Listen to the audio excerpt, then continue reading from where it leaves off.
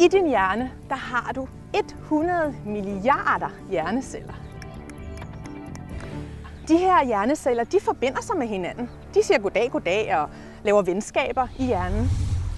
De her forbindelser, som vi har så mange af, de opfører sig lidt ligesom en græsmark ville gøre, hvis vi begynder at gå på den. Det er sådan med stier på en græsmark, at dem du går på mange gange, tit og ofte, de bliver tydeligere. De bliver mere markante. De bliver lettere at få øje på, og de bliver også lettere at tage. Man kan jo spørge sig selv, hvor mange gange skal jeg gå på den her sti, før den bliver tydelig nok til, at du kan se, at det er en sti. 5, 6. Kan I se, at det hopper op igen? 7. Når du nu har trampet en sti ret mange gange, så er det sådan i din hjerne, og så er den blevet til et godt stispor. Så er den blevet til noget, du kan regne med. Dengang du lærte at cykle, der var det svært i starten. Så prøvede du lidt mere. Du øvede dig, du øvede dig, og du øvede dig. Og nu kan du formentlig cykle, uden overhovedet at tænke over det. Ja, nu begynder det at ligne noget. Det gør det faktisk. Nu kan du selvfølgelig spørge, jamen Annette, nogle gange er jeg i situationer, hvor der er ikke nogen sti. Jamen så er det klart, så kan man godt blive lidt utryg, lidt usikker. Det er faktisk helt normalt. Jeg kalder det for fremtidståge.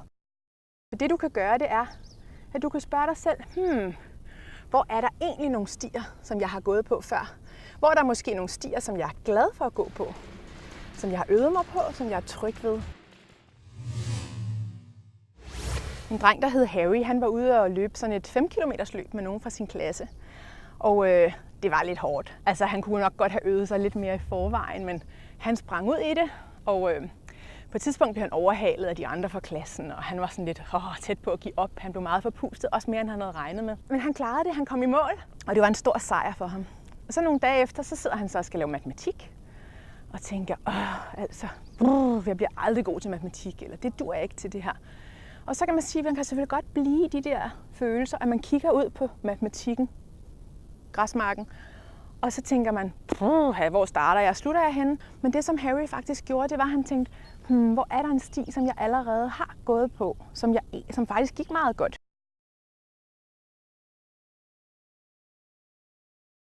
Og så kom han til at tænke på det der 5 km løb. Det var nemlig også hårdt. Der var han også udfordret. Og det handler også om at kunne sætte sig et mål. Og så selvom det er svært undervejs, så blive ved.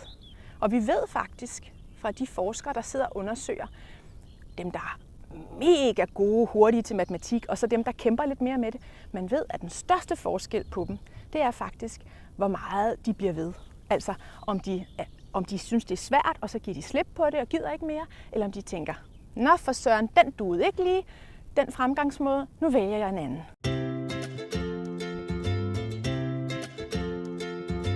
Og der kan man faktisk godt lære noget af et 5 km løb, også når man sidder og skal lave sine regnestykker derhjemme. Husk, du er ikke din hjerne. Du har en hjerne, og den kan reguleres. Og næste gang du er lige ved at blive rigtig vred, rigtig usikker, nervøs eller ked af det, når du så forstår, hvad der foregår i øverste etage, så kan du gøre noget ved det. Så kan du blive rolig og glad igen.